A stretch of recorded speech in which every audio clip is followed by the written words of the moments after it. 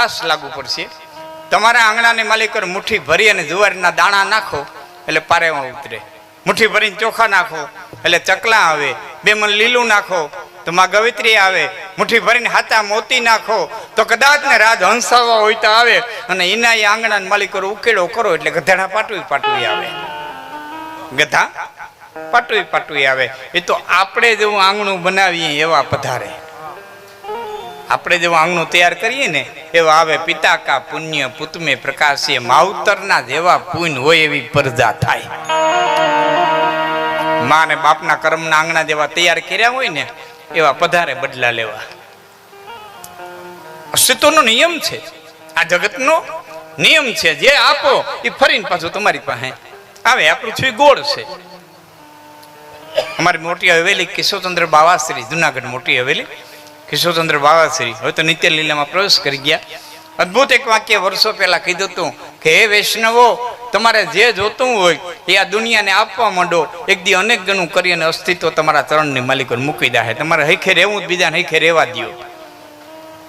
તમારે સુખેથી જીવવું બીજાને સુખ દો. તમને કોઈ ગાઈડ ન દે એમ ઈચ્છો તો તમે કોઈને ગાઈડ ન દો. તમારે જે જોઈએ દુનિયાને આપો એટલે આ દુનિયા તમને દે. આ નિયમ છે. એટલે બહેનોને ખાસ કહું છું કે તમારે આંગણે સંત આવે, સાધુ આવે, તમારા બારોટ આવે, તમારા કપાળ ગોર આવે, ઘોડા પંખીડા આવે, ગાય આવે, બેન દીકરી આવે, ભાણેદડા આવે તો માનજો તમારા ચડતા દિવસના ઈંધાણ છે. ને આજે દી આવતા બંધ થઈ જાય તેની માનવું ઘઉં પડતીના ઈંધાણ છે. કાલ કાહુ ન દંડ લઈ મારા હરઈ બલ બુદ્ધિ બચન બિચારા. આપણે આંગણે આપણા ભાણ ન આવે તેથી માનવું છે હવે મારો સૂરજ નારાયણ આથંબામાં હોય તો હોય. આ પ્રકૃતિના ઈંધાણ છે. એટલે મેં કીધું સમસ્ત પ્રકૃતિ જોટાણ વરસાદ વરસે નળિયાવાળા મકાન છે ને એને મારી વાત સમજાશે. જ્યાં નેવા ચૂવ્યા હોય ને ત્યાં ફળિયામાં નાના નાના ખાડા પડી ગયા હોય. આ દ્રશ્ય જોયું ને, નાના નાના ખાડા પડી ગયા હોય. વરસાદ બંધ રહી જાય ને એટલે જોજો ખાડા પાણીના ભરેલા હોય. નેવામાંથી કોક પાણીનું ટીપું આવે, કોક આવે. એ જેવું ટીપું ખાડામાં પડે ને પટનેરા બાયણે કાઢી મૂકે. જેવું પડે ને એવું પટનેરાનું બાયણે કાઢી મૂકે. શું કરવા? મોડા આવ્યા. હવ નાઈટની આરે નો રહ્યા, રહીને આવ્યા. હા, હારે હાથે પ્રસંગે નાઈટના ભેરું રહેવું જોઈએ, નકર નાઈટ કાઢી નાખે. હા, જ્ઞાતિ ગંગાનો પ્રવાસ. હા, નાઈટ તો નાઈટ છે બાપ. હા, એનાથી તરીને તમે જીવી ન હોગો.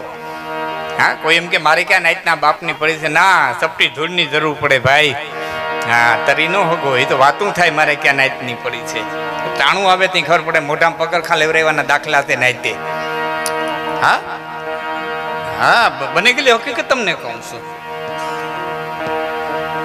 હા, કહેવાનો અર્થ એ છે જ્યારે સમય આવે હારા. હા, તો આ બધા સમય આવવાના છે, બધાના જીવનમાં આવવાને.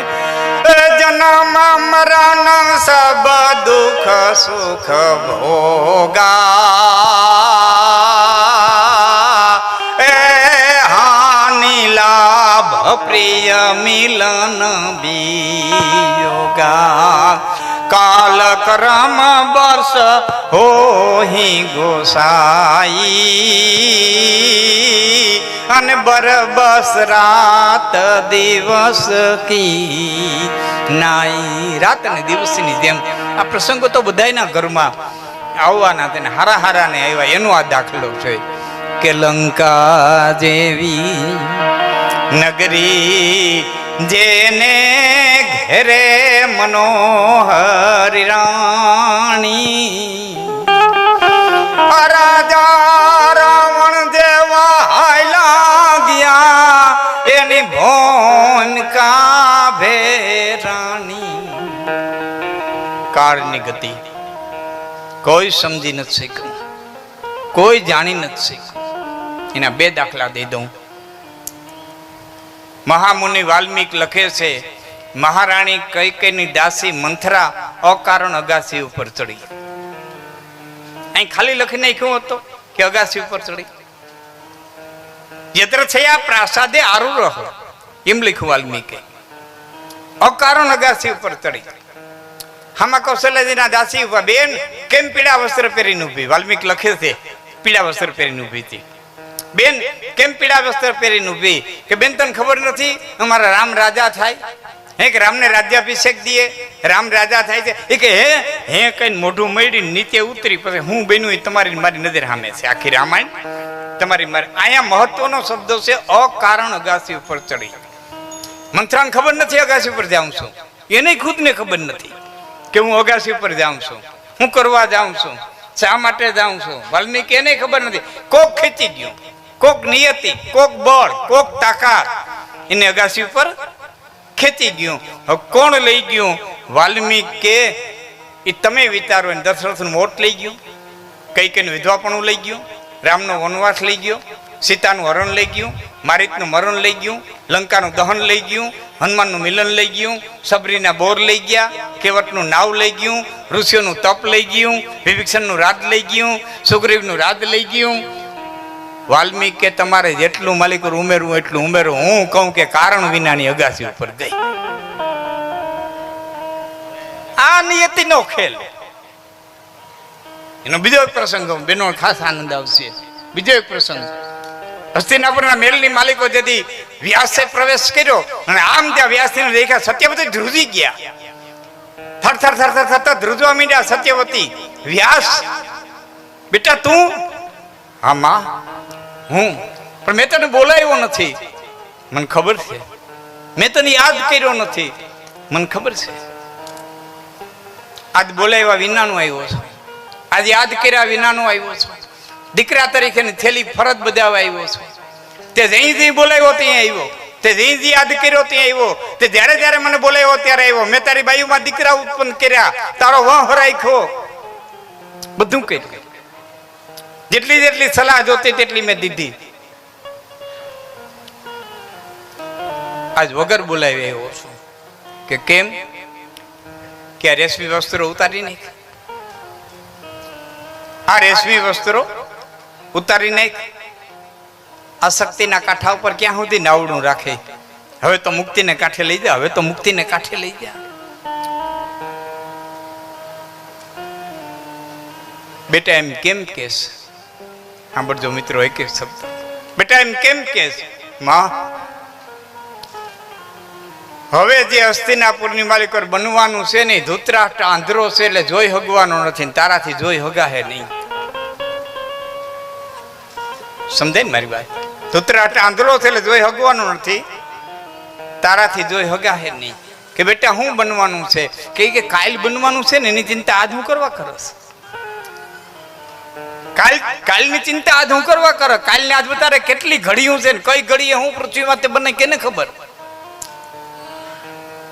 તરતો તરત સત્યવતીએ રેશમી વસ્ત્રો ઉતારી નાખ્યા, હસ્તિનાપુરના ઘરેણા ઉતારી નાખ્યા, જાડા વસ્ત્રો પહેરી અને વ્યાસના હામાં આવ્યા એટલે કીધું બે વહુને લઈ લે. ફેર્યું બે વહુને લઈ લે. હવે એનું કઈ કામ નથી. અંબાલિકા અને અંબિકા, ધૃતરાષ્ટ્રની માં અને પાંડુની માં. તમને કદાચ યાદ ન હોય તો ધૃતરાષ્ટ્રની માં અને પાંડુની માં બે બાયુને લઈ ફેરી. એનું કામ બે વહુને ફેર્યું લીધી. એક હાહુ, બે વહુ, ચોથા વ્યાસ, ચારેય બરોબર બાર ઉઘાડી અને પગ દીધો ઉમરાની બહાર. એટલે ભીષ્મએ આડા ફરીને કીધું કે હે જનેતા, આ હરકતી હોરીમાં મૂકીને ક્યાં જા? આ તો હોરી હરગી છે, આમાં મૂકીને ક્યાં જા? મને ભેરો લઈ જા ને. સત્યવતીએ કીધું બેટા તું તારા બાપની અરે વતને બંધાયેલો છો, તથા યોગ્ય રાજા નહીં મળે હસ્તિનાપુરને, ત્યાં સુધી તારે હસ્તિનાપુરની ગાદીને વફાદાર રહેવાનું છે.